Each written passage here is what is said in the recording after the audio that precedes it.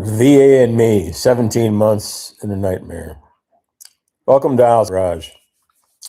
I'm Lieutenant Colonel C.T. Sorrentino, United States Air Force, retired. You know, I served over 20 years in uniform, Croatia, Macedonia, the Persian Gulf, Guam, England, Italy. Sniper fire, mortars, burn pits. I've seen what real danger looks like.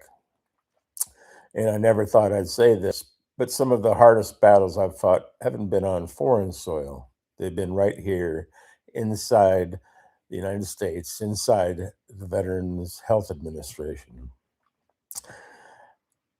I am a 100% disabled combat veteran, and for the past 17 months, I've been stuck in the VA system, trying to get help for long COVID, neurological problems, chronic respiratory issues, and a laundry list of symptoms that have upended my life.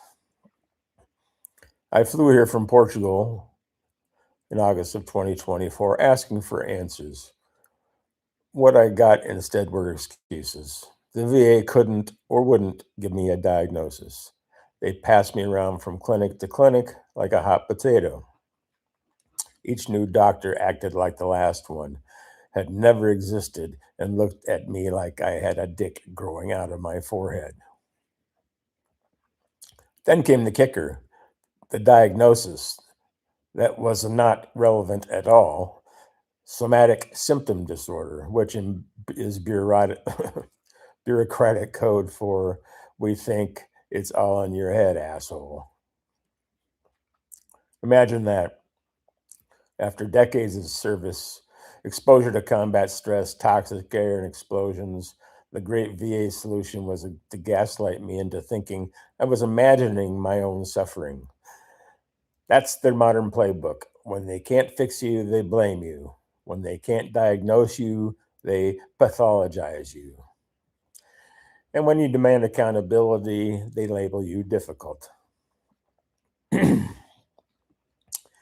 I started calling out what I saw: unprofessional behavior, missed diagnoses, doctors more worried about the political correctness and trauma-informed buzzwords than actually doing their damn jobs.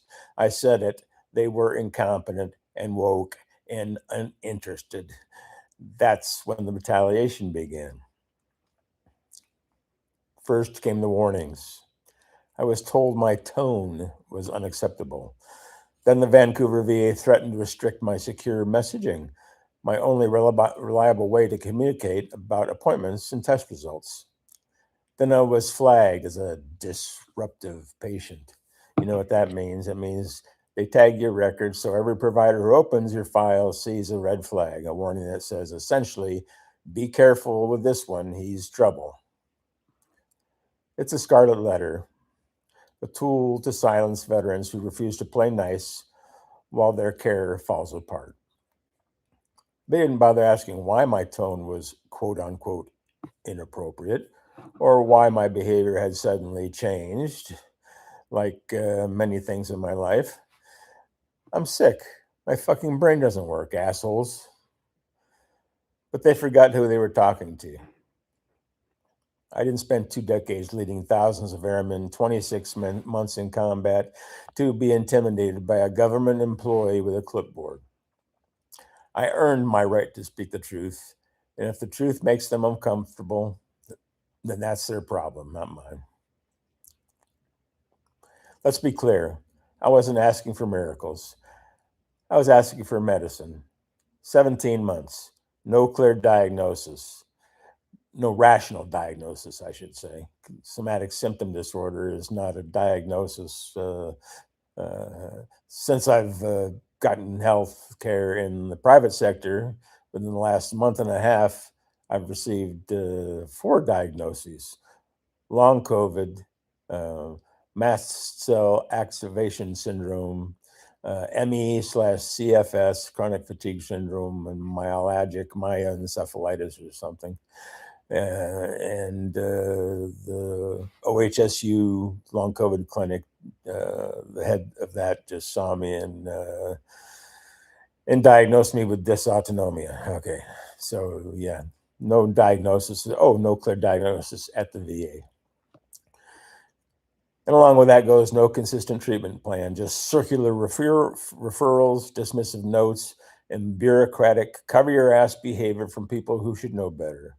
So did I always, I did as I have always done with the system breaks down. I documented everything, every email, every note, every contradiction.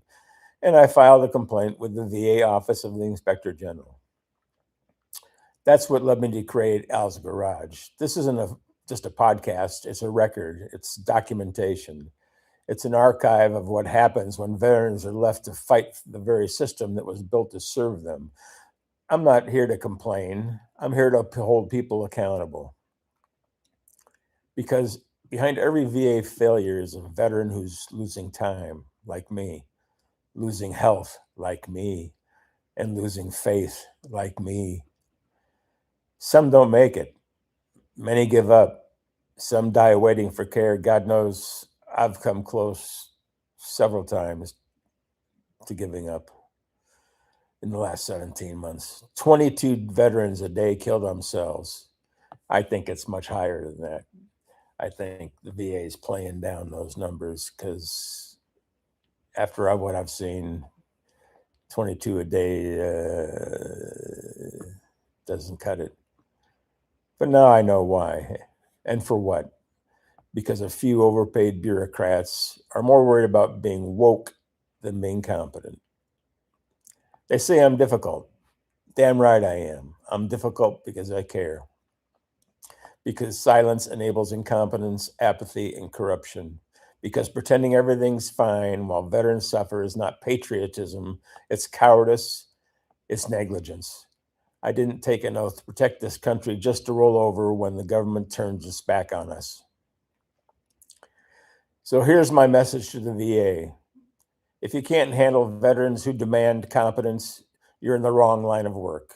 If you think calling out medical negligence is aggressive, you don't belong in public service. If you can't stand accountability, then maybe you should find another agency where failure goes unnoticed. Because I'm not going away. I am not backing down. And I will never stop speaking up for myself, for my brothers and sisters in arms, and for every veteran trapped in this same broken system. See you next time.